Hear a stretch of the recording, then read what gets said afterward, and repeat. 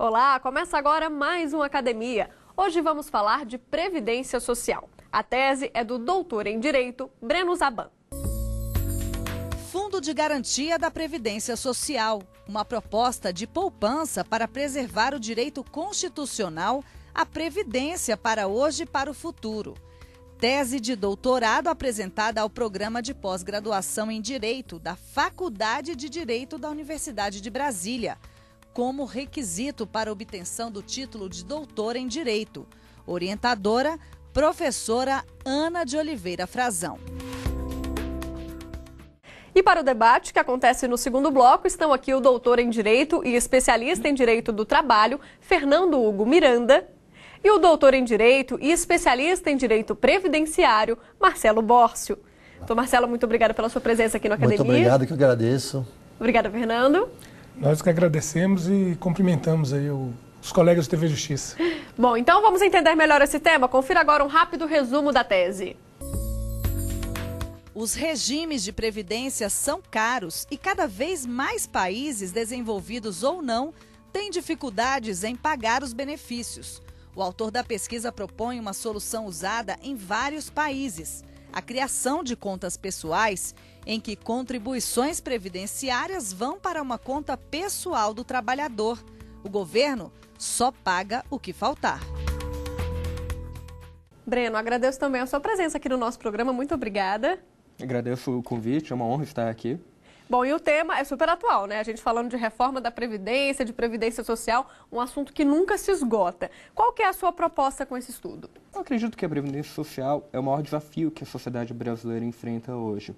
E esse desafio decorre do fato de que a Previdência Social pode não ser sustentável no futuro.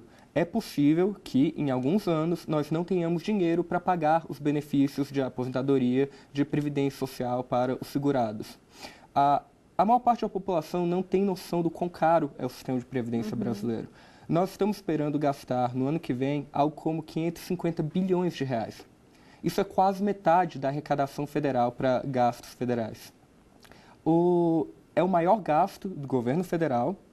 E desses 550 bilhões, algo como 180 bilhões nem vão vir de arrecadações diretas da própria Previdência.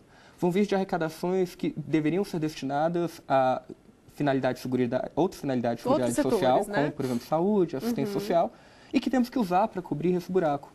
E esse nem é o maior problema da Previdência. O nosso maior problema é que estamos em um cenário em que a população está envelhecendo, nossa taxa de natalidade está reduzindo, então estaremos com cada vez menos pessoas jovens para financiar os benefícios das pessoas mais idosas. Então, minha grande preocupação e o motivo pelo qual eu quis trabalhar esse tema em minha tese é que, se nós não conseguirmos consertar nosso sistema, nós corremos o risco de, daqui a um futuro não tão distante, temos que fazer o que países como a Grécia teve que fazer, que cortou mais de 30% dos valores das aposentadorias. Ou seja, é um problema que a gente não tem como fugir, ele está aí para ser resolvido. A sua proposta, então, é fazer uma poupança particular, digamos assim. Cada trabalhador teria que juntar um pouquinho esse dinheiro e depois a Previdência só completaria esse benefício? Me explica um pouquinho. Sim.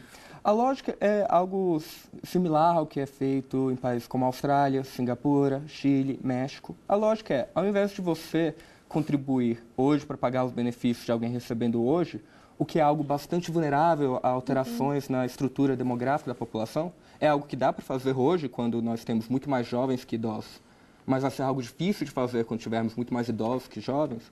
Ao invés de ter esse pagamento direto de jovens para idosos, você poder colocar suas contribuições em uma conta pessoal.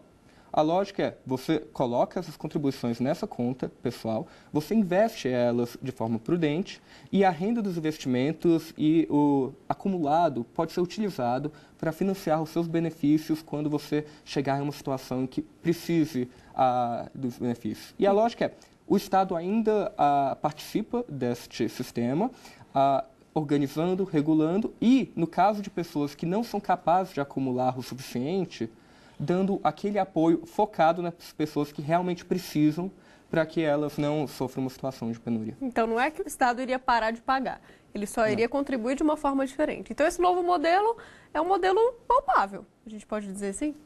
Sim, eu acredito que sim. Eu dediquei minha tese uma quantidade razoável de horas a ele, porque eu acredito que é o sistema mais sustentável para uma sociedade que envelhece. E, Breno, para escrever também essa tese, você usou vários livros e indicou alguns para a gente. Vamos ver então agora quais são.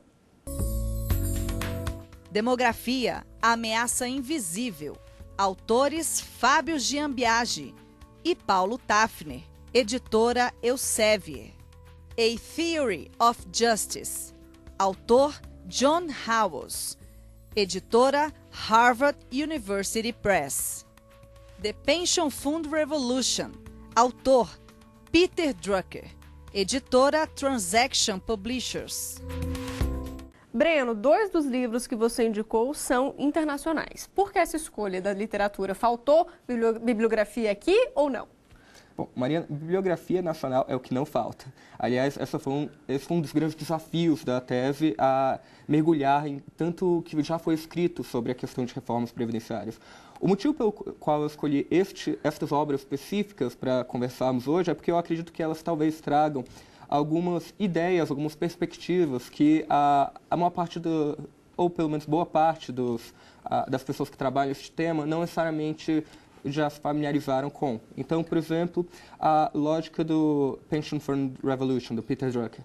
Ele dá a ideia de como fundos de pensão permitem a trabalhadores ter propriedade de meios de produção e gozar dos benefícios da evolução capitalista mais que qualquer sistema que força extração de propriedade poderia fazer.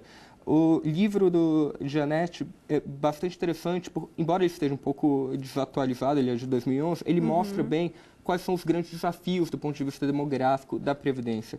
E o livro do John Howells é porque ele dá uma forma de pensar sobre justiça que pode dar uma boa base para pessoas que gostariam de ter um marco teórico, digamos, uma forma de pensar específica sobre o tema. Perfeito, tá joia. Bom, então agora que a gente já está íntimo desse tema, Breno, fica à vontade para concluir a sua tese para a gente. Obrigado, Mariana. Bom, o foco principal desta tese é verificar se este tipo de abordagem de contas pessoais nas quais nós investimos as contribuições do trabalhador para financiar seus benefícios, se isso é compatível com a Constituição brasileira. A lógica da tese é, sim, desde que 3 diretrizes sejam atendidas. Não sejam prejudicados direitos atuais das pessoas, não seja reduzido um patamar mínimo de seguridade que as pessoas devem fazer jus e não seja retirado o caráter de solidariedade do sistema, tanto do ponto de vista de pessoas em condições ajudarem a sociedade e a sociedade ajudarem pessoas sem condições. Como isso poderia ser visto no âmbito de um sistema de capitalização? Do ponto de vista do indivíduo, a lógica é você garantir que ele tenha a opção de estar nesse sistema, não a obrigação, a exigência de que ele contribua para a sua conta pessoal, invista de forma prudente, que ele contrate seguros necessários para emergências que não possam ser financiadas com os recursos acumulados e que o Estado auxilie aquelas pessoas que não forem capazes de acumular o suficiente e que não tenham outros meios para prover seu sustento.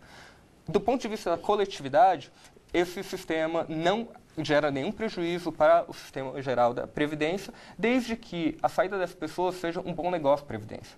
E quando isso é um bom negócio? Quando as contribuições que a pessoa fizer não forem suficientes para bancar os benefícios que a Previdência paga para ela. Nesse cenário, é até vantajoso a Previdência deixar de ter essas contribuições para não ter o custo posterior. Então, concluindo a tese, Mariana, a lógica geral é: esse sistema é bastante compatível com a Constituição, desde que seja protegido o direito individual da pessoa previdência e a sustentabilidade do sistema previdenciário. Tá certo. Muito obrigada pelas explicações, Breno. A gente faz agora então uma rápida pausa, porque no próximo bloco tem debate. Não saia daí.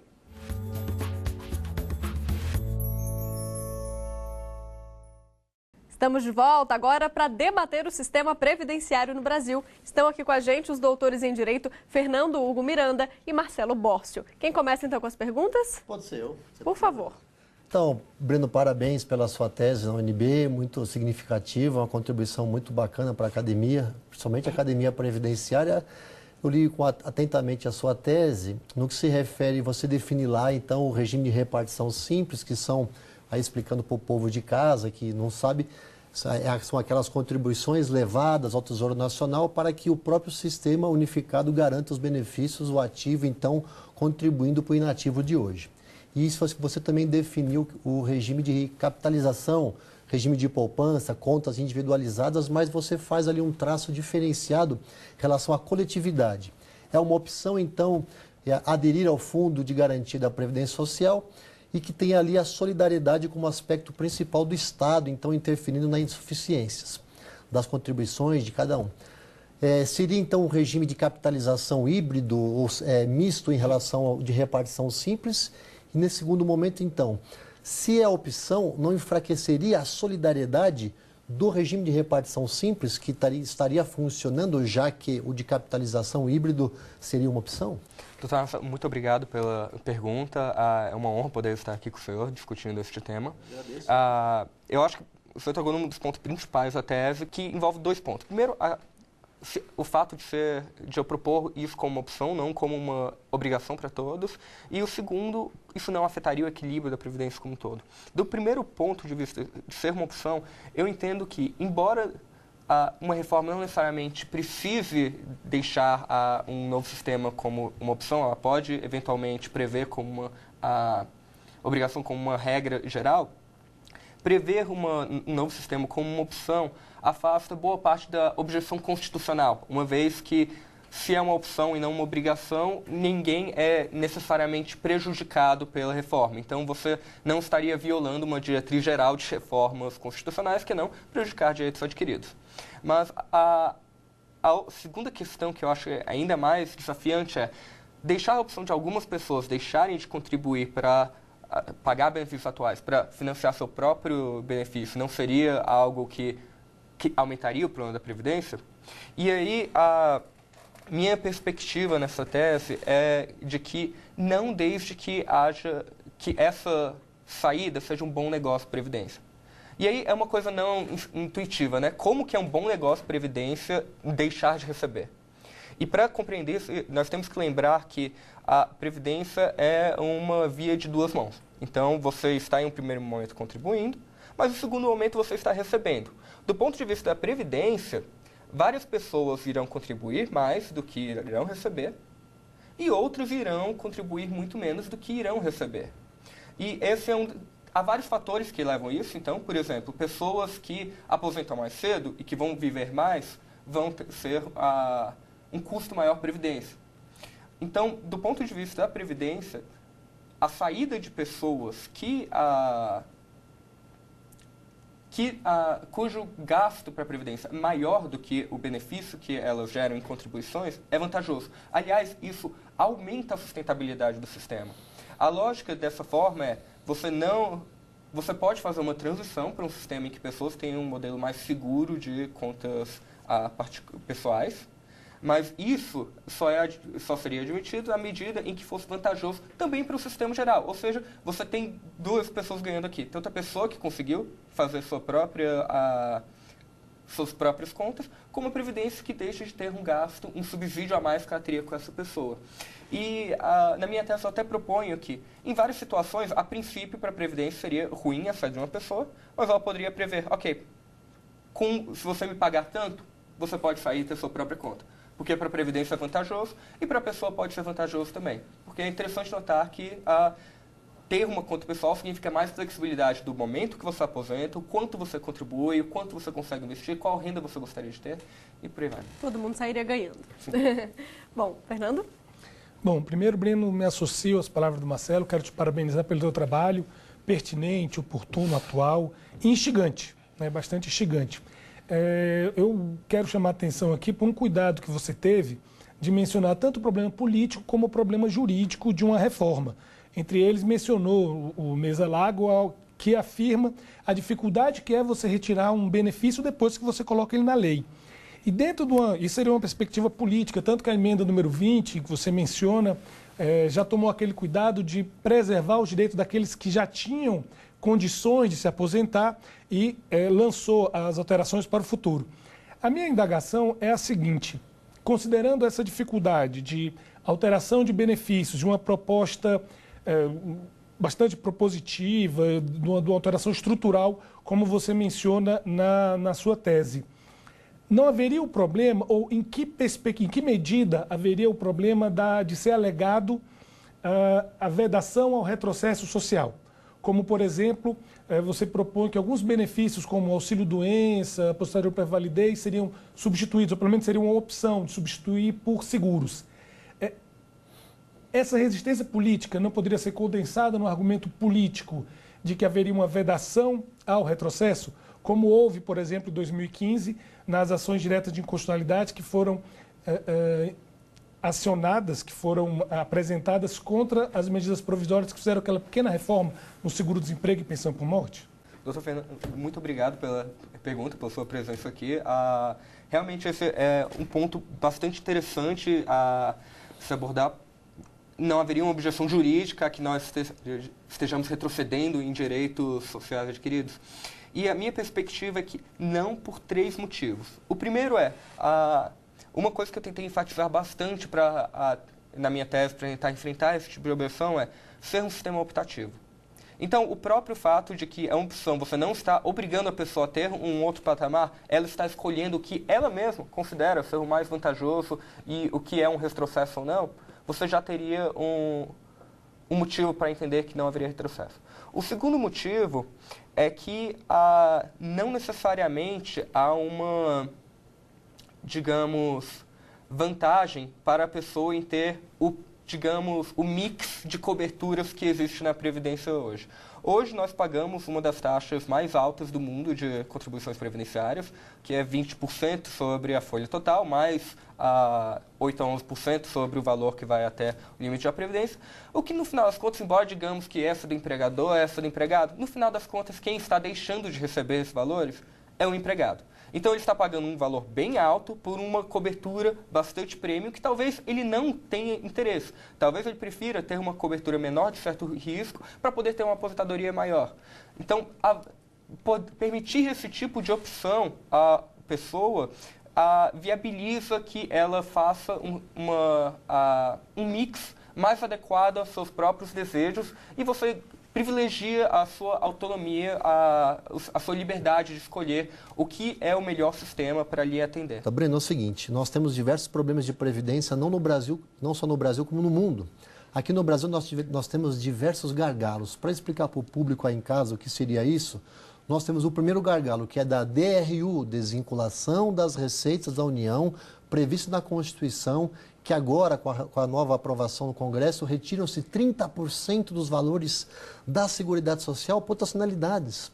E a União não devolve esses valores. Por mais que entidades do governo digam que devolve, a Anfip já provou que não devolve. Então isso é um gargalo muito grande em termos de déficit da Previdência, que é um déficit que, no meu entender, é inexistente. O segundo problema que assoda os problemas de arrecadação da Previdência é a questão das fraudes. A fraude previdenciária no Brasil é uma enormidade. O Brasil paga 300 bilhões de reais de benefício por ano, 30 bilhões mais ou menos por mês, 1/3 disso é fraude. E não se vê preocupação em fechar sistemas, conter sistemas para diminuir as fraudes no país. E sua tese é maravilhosa no sentido de falar da alíquota. Colocar a alíquota, ou seja, os valores de contribuição e poupança individualizadas, para poder, na opção do segurado, fazer aportes no mercado financeiro para ter ali a garantia do seu benefício no futuro, uma forma diferenciada do que é o regime do INSS hoje, de repartição simples, onde todos os valores vão para o mesmo caixa e, enfim, paga-se os benefícios. Considerando essas 3 vertentes que eu passei para você, a empregabilidade, ainda mesmo com essa sua proposta que foi excelente do regime de previdência, um fundo de garantia de previdência social, mudaria aí a questão de termos reformas sucessivas? Ou seja, precisaríamos estar sempre fazendo reformas de idade mínima, contenção de direitos do trabalhador, proibição do retrocesso a todo momento, que são as reformas que sempre acontecem no país. Será que não teríamos uma nova forma de ver esse contexto? Por exemplo, e aí eu cito, a questão da base de cálculo, porque tudo que o trabalhador tem que pagar em face do que ele é remunerado, será que não tem verbas que, como o Supremo já tem dito, o STJ já tem dito, não tem verbas, por exemplo, como férias, salário maternidade, faltas justificadas, que não precisavam ser tributadas. Para que isso? Para diminuir o encargo da folha de salários.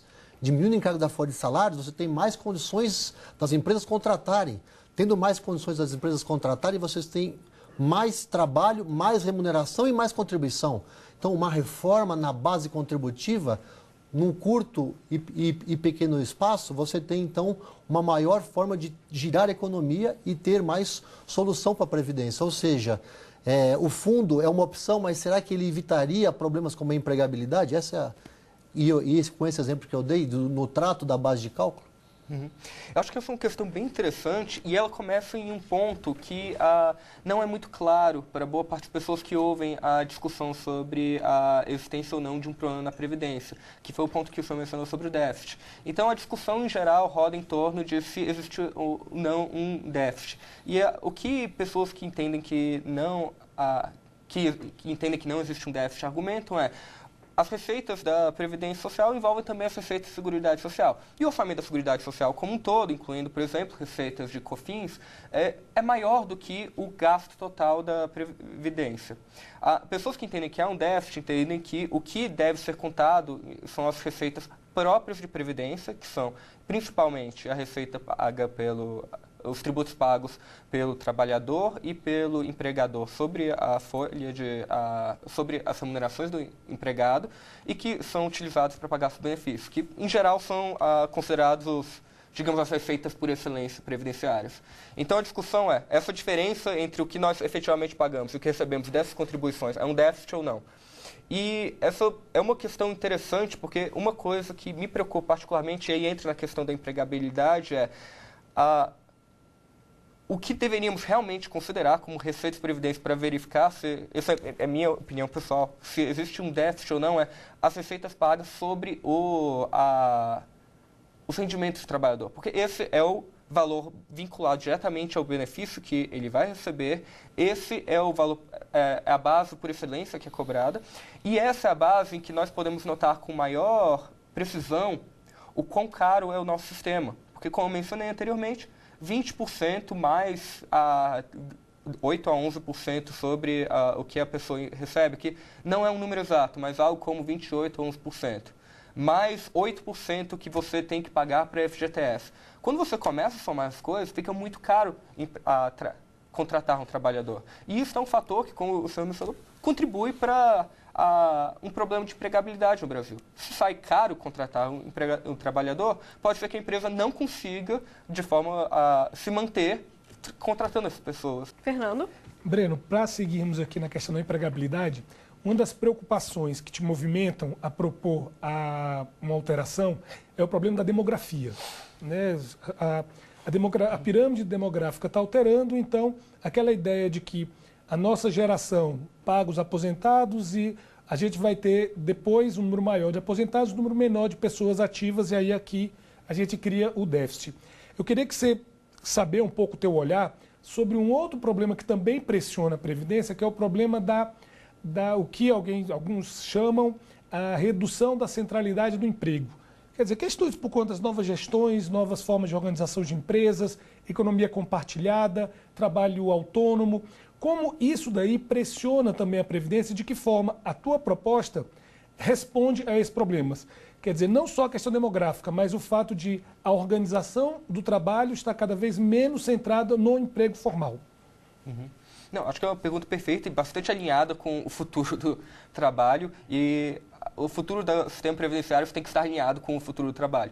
A cada dia mais, como você mencionou, nós temos aquele emprego padrão em uma empresa da juventude até a velhice deixa de ser a norma e vira a exceção. Pessoas vão tender a trabalhar para mais empregadores, vão tender a ter arranjos mais variados de emprego. E uma das coisas que o sistema previdenciário tem que acompanhar é como, então, já que não há uma centralidade do emprego, não há um emprego principal em que você possa cobrar do empregador, do empregado, como então garantir que haja a contribuição de valores suficientes para financiar benefícios. E eu acredito que a ideia de uma conta pessoal facilita essa abordagem ao permitir que as contribuições sejam feitas sobre receitas recebidas pelo empregado de qualquer empregador que ele receba sejam investidas e que ele tenha liberdade para investir mais ou menos de acordo com a variabilidade das receitas que ele recebe. Tá certo, Breno. Que rico debate. Eu agradeço a todos vocês. Muito obrigada pela sua presença aqui no nosso programa. Muito obrigado, Mariana, pelo convite. Obrigado aos professores por terem participado. Agradeço também os debatedores. Marcelo. Agradeço a oportunidade, muito obrigado. Mais uma vez estar aqui na TV Justiça, agradeço e estamos sempre dispostos a contribuir. Obrigado. Obrigada. Fernanda, Grande agradeço satisfação também. e parabéns novamente ao Breno. Parabéns. Tá certo. Bom, e você também pode apresentar a sua tese ou dissertação aqui no Academia. Se interessou? Então mande um e-mail pra gente, é academia@stf.jus.br. Para rever o Academia desta semana, é só acessar o site que você vê aí na tela, tvjustiça.jus.br. Obrigada pela companhia. Até semana que vem.